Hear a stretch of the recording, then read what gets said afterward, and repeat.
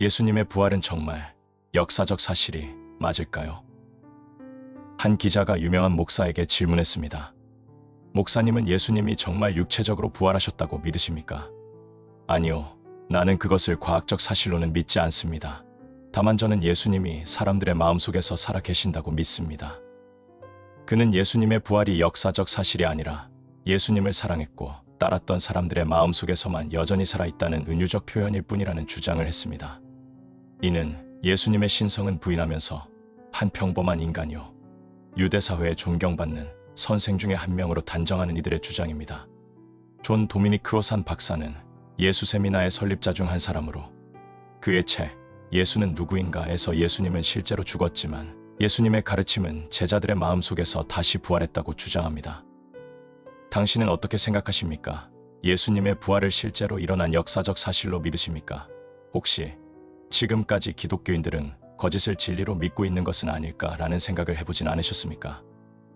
사도 바울은 강력한 어조로 그리스도께서 만일 다시 살지 못하셨으면 우리의 전파하는 것도 헛것이요 또 너희의 믿음도 헛것이며 라고 말했습니다.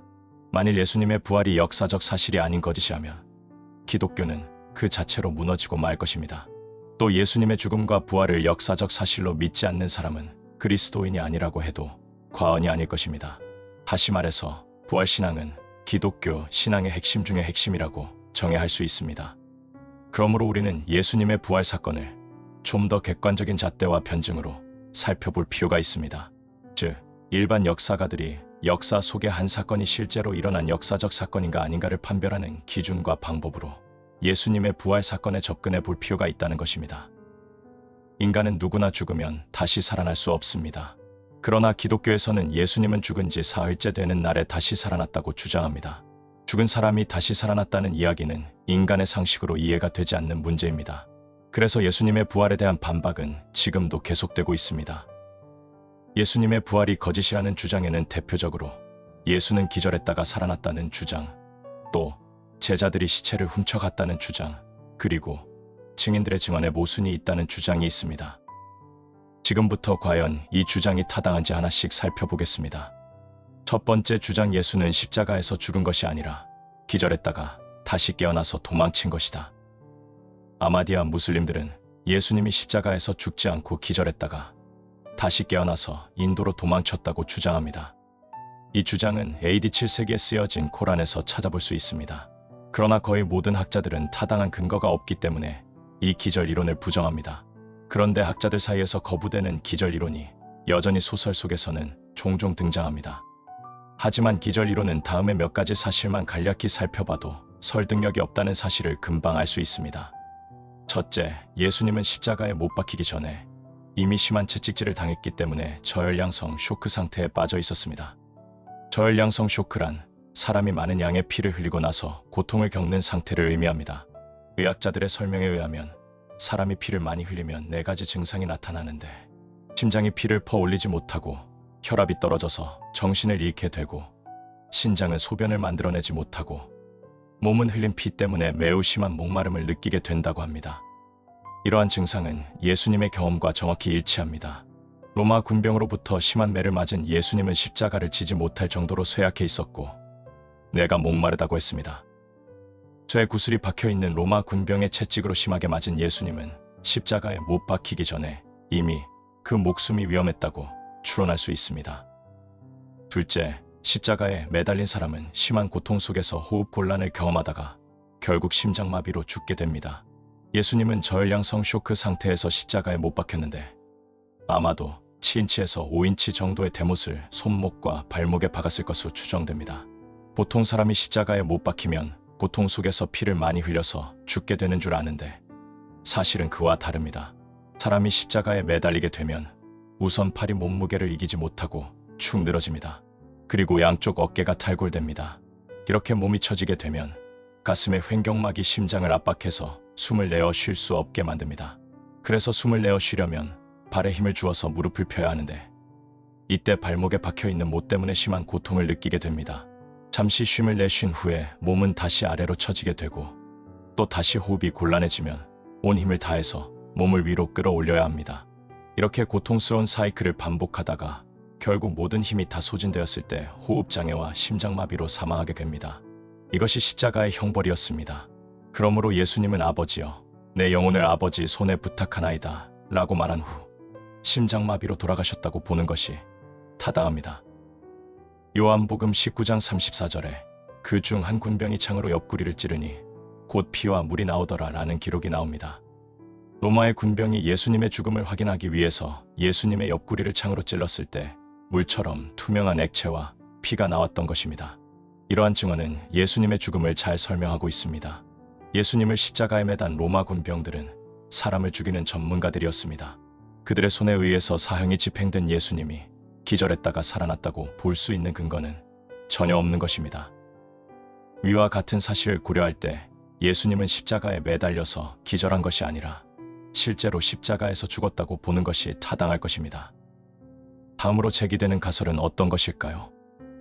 두 번째 주장, 예수의 제자들이 자신들의 스승인 예수의 시체를 훔쳐간 것이다. 이 주장은 예수님의 제자들이 몰래 예수님의 시체를 훔쳐갔다고 하는 주장입니다. 이는 일어날 수 있는 한 가능성에 대한 주장이긴 하지만 이 주장 역시 믿을 만한 근거가 없습니다. 제자들에게는 예수님의 시체를 훔쳐가야 할 동기가 전혀 없습니다. 예수님의 무덤에는 보석이 있는 것도 아니고 당시 제자들이 십자가에 달려 죽은 죄수의 무덤에서 시체를 훔쳐갈 만한 아무런 이유도 발견할 수 없다는 것입니다. 둘째, 예수님의 시체를 무덤에서 훔쳐간 제자들이 그 가짜 신념 때문에 자신의 귀중한 목숨을 걸 수는 없습니다. 역사적 기록을 자세히 살펴볼 때 제자들의 진지한 변화는 시체를 훔쳐간 사람에게서 나오는 거짓 변화가 아니라는 것이 자명합니다. 그것은 부활하신 예수를 직접 만난 확신에서 나온 변화라고 보는 것이 훨씬 더 자연스럽고 합리적인 것입니다.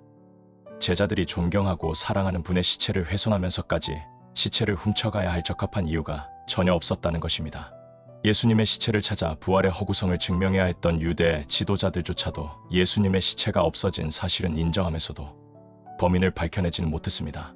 이렇듯 시체를 훔쳐갔다는 가설은 고대 문서의 진실성을 조사하는 데 있어서 표준이 되는 설명적 잣대에 비추어 볼 때 부적합합니다. 즉, 시체를 훔쳤다는 이론은 무덤이 비었다는 사실에 대해서 설명해 줄 수는 있겠지만 예수님의 부활을 목격한 사람들의 경험, 예수님의 부활에 대한 제자들의 믿음과 삶의 변화를 설명하지는 못합니다. 결과적으로 시체를 훔쳐갔다는 주장은 설득력이 매우 부족하다고 평가할 수밖에 없는 것입니다. 세 번째 주장, 증인들의 증언에 서로 모순이 있기 때문에 예수님의 부활은 거짓이다.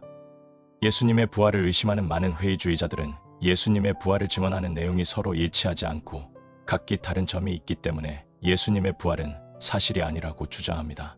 과연 예수님의 부활을 증거하는 복음서의 구체적인 내용이 정말 조금씩 다 다를까요? 그리고 그 복음서 증언의 불일치는 곧 예수님의 부활이 거짓이라는 증거일까요? 여기서 우리가 먼저 인정해야 할 것은 실제로 예수님의 부활을 증거하는 복음서의 기록이 조금씩 다르다는 사실입니다. 그러나 부활 사건에 대한 기록의 세부적인 묘사가 조금씩 다르다고 해서 부활 사건 자체가 없었다고 말할 수는 없습니다. 비록 세부적인 묘사에는 조금씩 차이가 있지만 분명히 이 본문의 핵심은 부활 사건이 실제로 일어났다는 것을 증거합니다. 다시 말하면 역사가의 입장에서 볼 때 세부 묘사가 조금씩 다르다는 것은 오히려 서로 표절하지 않았다는 증거가 된다는 것입니다. 즉, 사복음서가 각각 다른 전통과 자료를 수집해서 예수님의 부활을 기록했기 때문에 그 세부 묘사는 각각 조금씩 다르지만 그 핵심 내용은 동일하다는 것입니다. 한니발 장군이 알프스 산맥을 넘어 로마를 공격한 이야기에는 두 가지 종류가 있습니다. 그 두 이야기는 서로 달라서 모순되고 조화를 이루지 못합니다. 그러나 어떤 역사가도 한니발 장군이 알프스를 넘어 로마로 진군했다는 사실 자체는 부인하지 않습니다. 이것은 세부적인 내용이 조금씩 달라도 그 핵심적인 내용은 손상되지 않는다는 것을 보여주는 좋은 예입니다. 이로 미루어 볼 때 예수님의 부활 사건에 대한 세부적인 묘사가 각기 다를지라도 그 부활 사건이 실제로 일어났다는 사실 자체는 부인할 수 없습니다. 복음서의 저자들이 각자 자신이 전해들은 증인들의 이야기와 수집한 자료를 통해서 그 당시 상황을 묘사했기 때문에 세부적인 묘사가 일치하지 않는다는 것은 지극히 당연하며 오히려 그것은 부활의 증거로 보는 것이 더 타당합니다. 따라서 예수님의 부활을 증언하는 세부 묘사가 서로 다르다는 이유로 예수님의 부활 사건은 사실이 아니라는 주장은 설득력이 없는 것입니다. 지금까지 우리는 예수님이 기절했다가 다시 깨어났다는 주장, 예수님의 제자들이 시체를 훔쳐갔다는 주장, 그리고 증인들의 증언의 세부적인 묘사가 다르기 때문에 부활은 거짓이라는 주장 모두가 다 부활의 역사성을 부인할 만큼의 강력하고 합리적인 반론이 아니라는 사실을 살펴보았습니다. 그렇다면 예수님의 부활 사건이 역사적으로 사실이라는 주장을 뒷받침하는 증거는 무엇일까요? 어떤 사람들은 주장하기를 예수의 제자들이 부활한 예수를 본 것은 사실이지만 그것은 사실 예수의 환상이었다고 말합니다. 그러나 생각해 보십시오. 예수님의 제자들이 만났고 이야기했던 사람은 사실 실제 부활한 예수님이 아니었고 그들이 예수님을 너무도 사모한 나머지 환상을 보았다는 것이 과연 합리적인 주장일까요? 미국 심리학회 회장을 역임했던 저명한 심리학자 게리 콜린스 박사는 제자들이 예수님의 환상을 봤다는 주장에 대해 다음과 같은 전문가적 견해를 밝힙니다. 환상이라는 것은 개인적인 것입니다. 그 본질상 한 번에 한 사람이 볼 수 있습니다. 집단적으로 목격하는 것은 절대로 환상이 아닙니다. 한 사람이 어떤 식으로든 영향을 미쳐서 다른 사람이 환상을 보도록 유도하는 일은 불가능합니다. 환상은 오직 주관적이고 개인적인 의미에서만 존재하기 때문입니다. 그런데 부활한 예수님은 개인뿐 아니라 여러 사람이 집단으로 목격했다는 기록이 여러 군데 나옵니다. 부활한 예수님을 분명히 여러 사람이 여러 번 동시에 만났고 심지어 500명이 동시에 부활한 예수님을 만났다는 기록도 있습니다. 이런 점을 미루어 볼 때 제자들이 부활하신 예수님을 만난 경험은 환상이 아닙니다. 또한 예수님의 부활은 초기 그리스도인이 선포했던 신앙의 핵심이었습니다. 그들은 예수님의 부활을 선포하다가 순교를 당하기도 했습니다. 자신의 경험이 환상이나 거짓이라는 것을 알고 있으면서도 그 거짓 때문에 자신의 목숨을 버릴 사람은 없습니다. 게다가 바울과 야고보는 예수님을 믿지 않던 사람인데 그들이 예수님의 환상을 봤다는 것은 이해할 수 없는 주장입니다. 예수님의 제자들은 예수님의 죽음 이후에 부활하신 예수님을 자신들이 직접 만났다는 확신을 가지고 있었습니다. 그들은 어떻게 이러한 확신을 가질 수 있었을까요?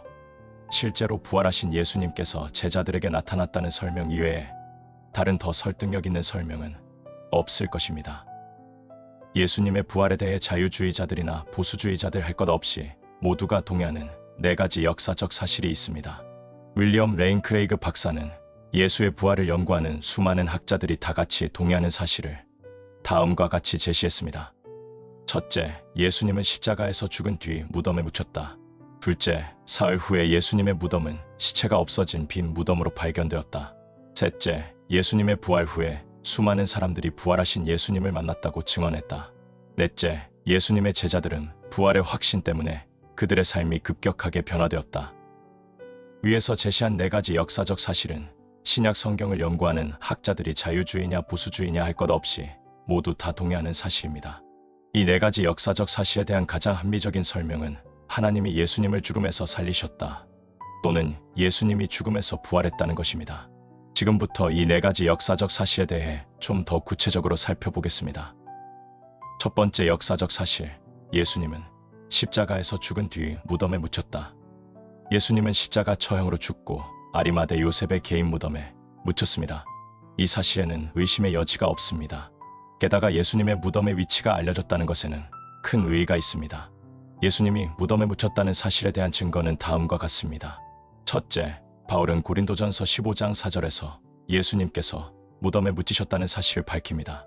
이 본문은 아주 초기의 기독교 전승으로서 예수님의 죽음 이후 약 2-3년 안에 정립된 사도적 가르침을 바울이 인용한 것입니다. 즉, 초기 기독교인들은 예수님이 무덤에 묻혔다는 사실을 전혀 불신하지 않았으며 확신했습니다. 둘째, 복음서 중 가장 먼저 쓰여진 마가복음서에서 예수님이 아리마대 사람 요셉의 무덤에 묻혔다는 사실을 명백히 밝힙니다. 마가복음은 짧고 거친 헬라어로 쓰여졌습니다. 때문에 예수님이 무덤에 묻히셨다는 사실을 기록할 때 신화가 첨가되었을 가능성은 매우 희박합니다. 또한 예수님이 아리마대 요셉의 무덤에 묻혔다는 사실은 각기 다른 전통을 지닌 4가지 복음서들 모두가 한결같이 증언하고 있다는 것이 그 주장에 힘을 실어준다고 볼 수 있습니다. 셋째, 사내들인 공회의원이었던 아리마대 요셉의 무덤에 예수님이 묻혔다는 사실을 밝히는 것은 그 당시 제자들에게 있어서는 매우 불리한 증언이었습니다. 왜냐하면 만일 이것이 사실이 아니었을 경우 그 당시 많은 사람들이 얼마든지 이 사실을 확인하고 거짓임을 밝혀낼 수 있었기 때문입니다. 이왕에 거짓을 꾸밀 것이라면 사람들이 확인할 수 없는 인물을 택하는 쪽이 나았을 것입니다. 구태여 예수님을 죽이기로 결정한 공의회의 한 사람인 요셉이 예수님을 도왔다고 밝히는 것은 당시 사람들이 쉽게 믿을 만한 내용이 아닙니다. 그럼에도 불구하고 사복음서는 일관되게 이 사실을 밝힙니다. 그러므로 이것은 그 증언이 역사적 사실을 기초로 한다는 것을 반증한다고 볼 수 있습니다. 넷째, 예수님이 무덤에 묻혔다는 장례 이야기에는 전설로 발전된 것이라는 어떠한 흔적도 발견되지가 않습니다. 심지어 신약성서 학자로서 성경의 역사성에 가장 회의주의적 입장을 취했던 학자 중 하나인 루돌프 불트만조차도 마가복음서에서 예수님이 무덤에 장사되는 장면은 전설적인 요소가 전혀 없는 역사적인 보고라고 평가했습니다. 그런데 오직 한 사람, 예수 세미나의 창립자인 존 도미닉 크로사는 이렇게 주장합니다. 예수의 시체는 그의 친구들이 아니라 그의 적들에 의해서 매장되었을 것이다. 그리고 바위를 파내어 만든 무덤이 아니라 죽은 고기를 먹는 동물들이 예수의 몸을 쉽게 먹을 수 있도록 얕은 무덤에 묻혔을 것이다. 크로사는 그 당시 죄인들을 처리하는 관습에 기초하여 이러한 추론을 제시했던 것입니다. 그러나 그의 주장은 설득력이 약합니다. 크로사는 사실 그의 주장에 대한 구체적인 증거를 제시하지 못합니다. 그 당시 시체를 처리하는 방법에는 들개들이 시체를 먹어치우도록 내버려 두는 방법만 있었던 것이 아니었습니다. 또한 각각 다른 전통과 자료를 배경으로 하는 사복음서의 저자들은 예수님이 아리마대 요셉의 무덤에 묻혔다고 동일하게 주장하며 가장 오래된 초기 전승인 고린도전서에서도 예수님이 무덤에 묻힌 사실을 지지하고 있다는 것에는 전혀 반론을 제기하지 못합니다. 자기 주장만 있을 뿐 객관적인 역사와 기록과 증거에는 대답을 하지 않는다는 것은 자기 모순인 것입니다. 예수님의 부활 사건의 중요한 부분을 차지하는 것이 또 하나 있는데 그것은 바로 당시 종교 지도자들을 비롯한 다른 수많은 유대인들도 예수님의 시체가 무덤에 묻혔다는 사실을 익히 알고 있었다는 것입니다. 그리고 무엇보다도 들짐승의 시체가 뜯어먹힌 사실을 감추고 예수님이 부활했다고 거짓말을 한 뒤 그 거짓말에 자신의 목숨을 걸 사람은 없다는 것입니다. 그러므로 종합적으로 판단할 때 예수님의 시체가 아리마대 요셉의 무덤에 묻혔다는 것이 역사적 사실이라는 데에는 의심의 여지가 없는 것입니다. 두 번째 역사적 사실, 예수님의 무덤은 빈 무덤으로 발견되었다. 예수님의 부활을 지지하는 두 번째 역사적 사실은 예수님의 무덤은 여인들에 의해서 빈 무덤으로 발견되었다는 것입니다. 빈 무덤은 부활의 강력한 증거가 될 수 있습니다. 사복음서는 모두 예수님의 무덤이 비어 있었다는 사실을 증언합니다.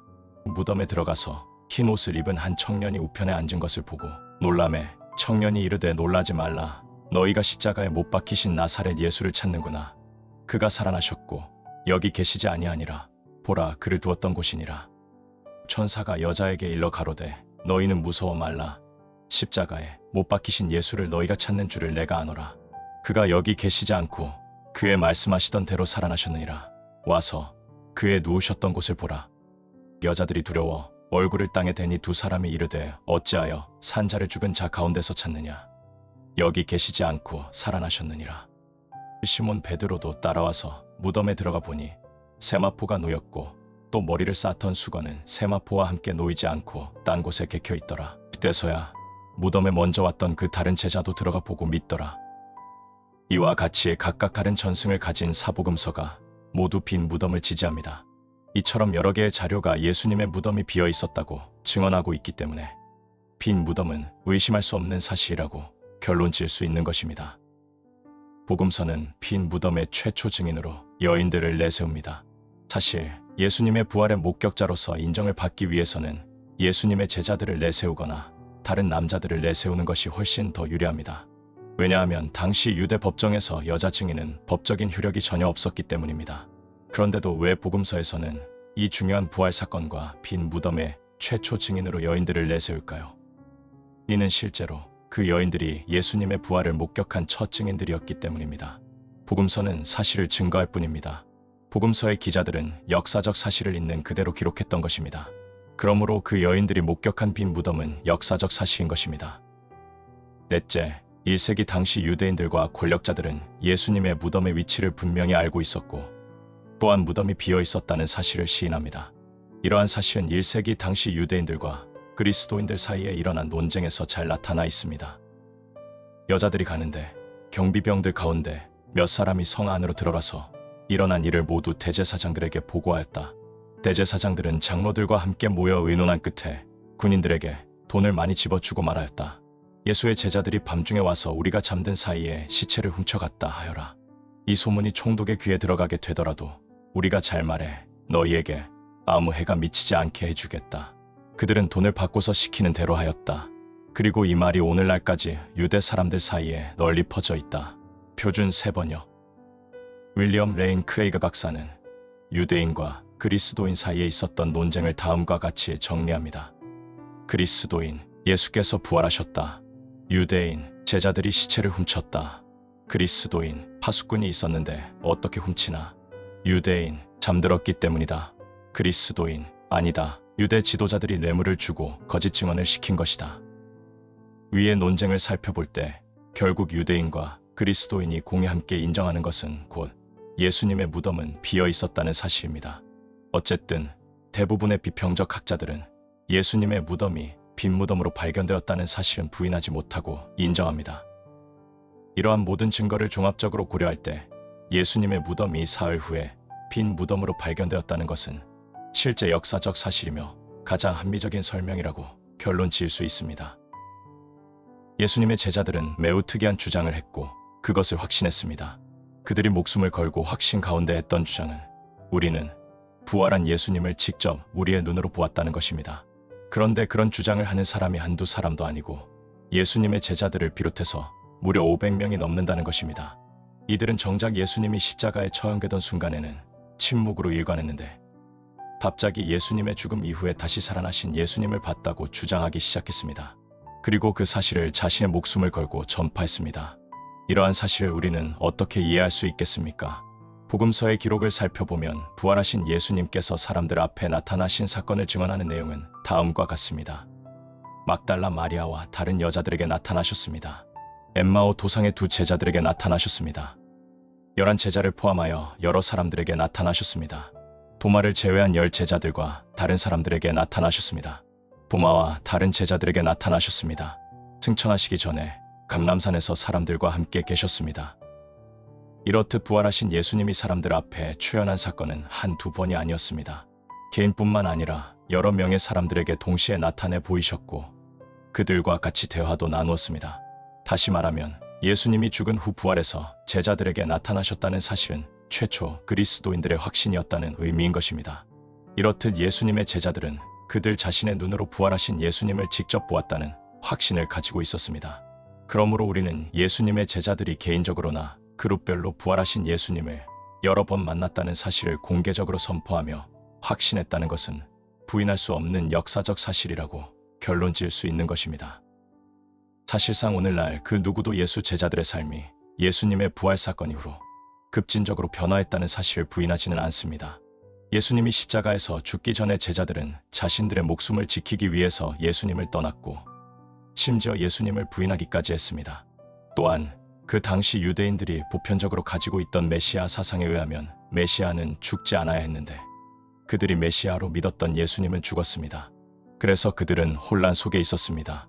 그리고 당시 유대인들이 사후 세계에 대해 가지고 있던 믿음은 세상 마지막 날에 부활이 있기 전에는 그 누구도 부활할 수 없다는 것이었습니다.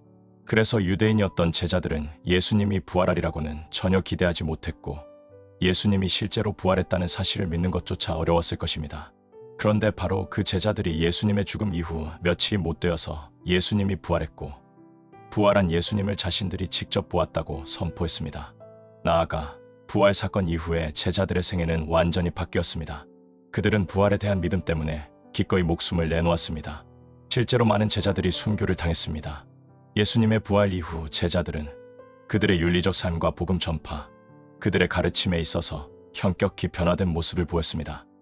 신약 성경 곳곳과 성경 외의 자료, 그리고 일반 역사학자와 기독교 학자 모두가 다 그들의 변화를 증언하고 확신합니다. 이렇듯 제자들의 급진적 변화는 누구도 부인할 수 없는 역사적 사실입니다. 그렇다면 예수님의 제자들이 그렇게 급진적으로 변화하게 된 이유는 무엇일까요?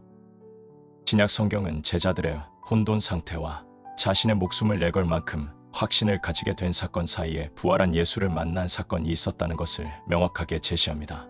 예수님의 제자들이 그들의 삶을 기꺼이 예수님을 믿는 믿음을 위해 바치고자 한 이유는 그들이 부활한 예수님을 실제로 보았다는 절대적인 확신 때문이었습니다.